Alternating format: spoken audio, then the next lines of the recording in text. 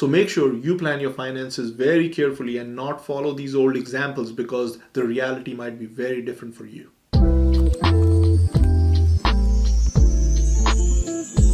Howdy guys, welcome back to the Honda Show. This is your very own Honda here, giving you lowdown on money issues so your life will be better and your grandkids will bless me. On one hand, we keep hearing about the retirement crisis, and on the other hand, we keep hearing about people who are going to retire really early in their mid-30s or mid-40s. So what's the difference between these two extremes and what route should you take? Today I'm going to make a video on FIRE that's raging all across for a few years now. If you appreciate the effort that I put in making these videos, give me a thumbs up or give me a thumbs down. At least I know what you think about the videos and it will help me be better. The two words that define the FIRE movement are frugality and savings. Most people in this world, more than 95% of the people, struggle to retire at 60 and 65, but I think FIRE is for real. It becomes much easier to save a big percentage of your income if you have a high income because you can only consume so much. In economics, this phenomenon is called propensity to consume. I'm also speaking for myself here because I naturally like to have a small carbon footprint, live a Spartan life, but I believe everybody, if they can try,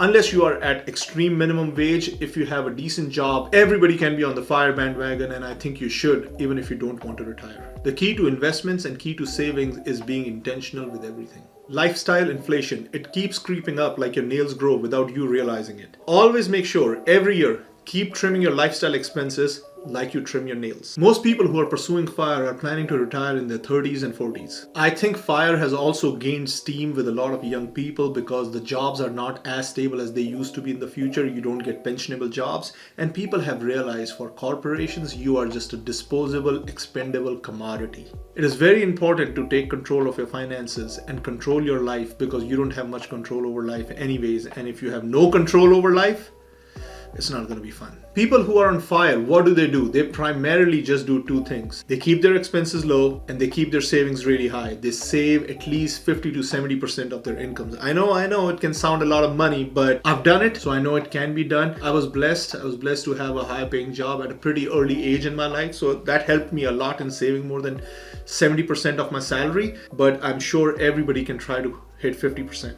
So I was lit before I knew what FIRE was, and I didn't even know it. I always say if you have to win with money, you just need to do three things. You need to earn money, you need to learn to invest, and then you need to learn to protect. Make sure as you earn money, learn to invest, also get a gun permit. Go for those classes, learn how to use a gun. Learn how to protect your investments, how to protect your family. That's how it's done in the real world. These three steps, this is very simple, and this will change the generations to come down the line, and they will bless you. So all those people who think the world is a really good place and you don't need no guns for your own protection, I don't believe in that. I believe in earning, learning to invest, and then learning to protect yourself. From my own life experiences, from my readings, I've come up with these 9 steps with which you can FIRE, retire early, or if you choose to keep working, which I hope you do because I think every person should work till they can, you will end up being a multi-millionaire. Step 1, get out of every debt that you have. Step 2, have a good credit score. So the next video I'm going to make is I'm going to make it on credit scores. So once you watch that video, you will have a stellar credit score, and hopefully you keep your credit score good till the end of times. Point 3, start with $1,000 in emergency fund, but try to have about 2 years of living expenses saved up. Point 4, always buy a used car that is between 3 to 5 years old and has about 30 to 50,000 miles on it. These cars will give you the best bang for money. Point 5, make sure you're maxing out your 401k, your HSA, and your IRA. It all depends upon how much cash you're saving. But remember, these accounts are for your old age. You can't remove money from these accounts till you're 59 and a half. So if you plan to retire in your 30s and 40s, you can't really get money out of these accounts. A good source of income if you plan to retire early is rental properties. I will make a series on rental property in which I will teach you how to locate a property, how to zero down on an area, what to look for in a property, how much rents to expect, how to maintain those properties, so you don't have to go out and buy any courses, waste your money. This will help you save money and retire earlier. Point 6. Buy yourself a property when you're ready for it, not because society is pressuring you to buy yourself a property. Preferably buy a small multi-unit if you can, duplex, triplex, quadplex, but if you don't have those options available in your area, buy a small house, don't buy a big house. If your job or your business allows you, move to an area with cheaper property. Point 7, save for your kids, but always remember, save for yourself first, because there is no loan for old age, there is loan for education.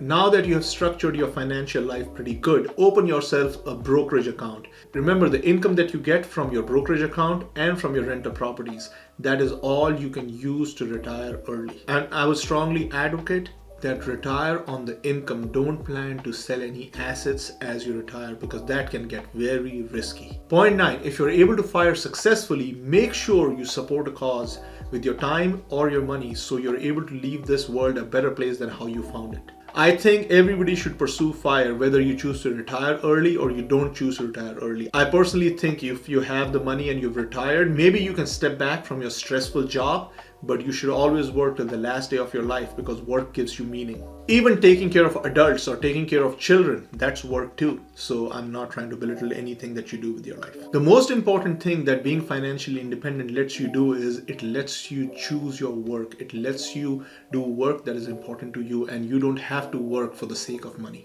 The beauty about this kind of approach is you will only do work that you like. So you will do good quality work and be a good servant to society because if you choose, you don't really have to do it. And you're doing it because you have your heart in it. How do you calculate how much money do you need to retire? People in the financial services industry and the FIRE community, they have used the 4% rule, and you must have heard it all over the place. They use the 4% rule all the time. They talk about it all the time, but I think you should reduce it and make it to a 2% rule. In today's world of low inflation, I think 4% is very risky because the idea is once you retire, you should not be forced to go back to work. So I would say make it a 2% rule. So the income from your rental properties, your investments, they support you till you hit the age where your pension starts to kick in. Social Security starts to kick in. So I'm going to put the ages and the plans on the screen so you know when Social Security kicks in, when 401k kicks in, when IRA kicks in. That is when you can remove money from these accounts penalty free,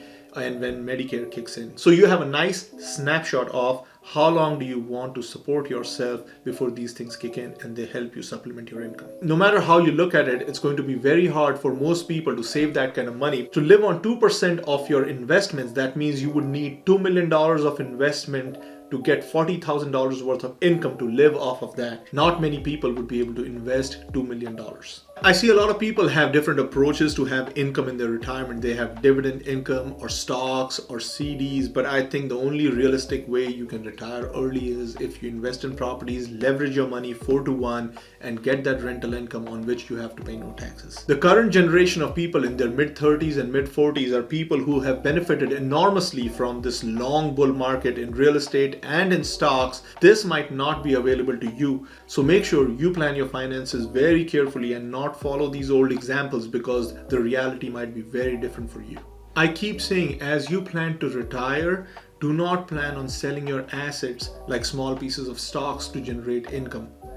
Depend on income to live off. Your dividends, your rental income, that is what you should depend on because the stock market, I'll put it on the screen, look at this graph. So make sure you have this strategy in which you can live off of income and not have to sell anything because the markets can be down and they can be down for a long time and you don't want to sell anything down there. So let me know what your plan is for 2021 and how you plan to be more financially independent this year than what you have done in the past. If you have had a financial journey that has been very satisfying and successful, and if you want to share the learnings with the world, contact us. We will come down to you and share your journey with the world. The next video that I'm going to do is I'm going to do it on credit score, which is a foundation in today's financial world. If you enjoyed my video, give me a thumbs up. See you in my next video.